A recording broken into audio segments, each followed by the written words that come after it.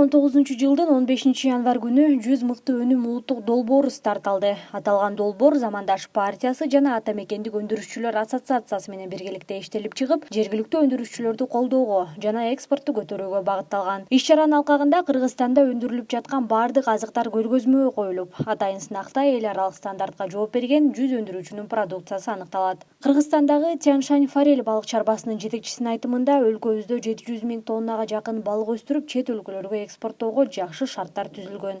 Икраны Европадан алып келебиз. Италиядан, Франциядан, Турциядан, анан Даниядан, Польшадан алабыз. 5-6 мамлекеттенчи. Икрасын алып, радужный форельден өзүбүз инкубация кылып, анан товарный балыкка чейин жеткизебиз. Кыргызстанда ушул именно форельге Кыргызстанда келечеги чоң да. Анткени бизде 3000 көл бар, Кыргыз Республикасы боюнчачы. 3500 дарыя бар, 52 суу сактагыч бар. Водохранилищаларында 52 бар да. Бизде республика боюнча 600 миң, 700 миң тонна балык өстүрсөк болот.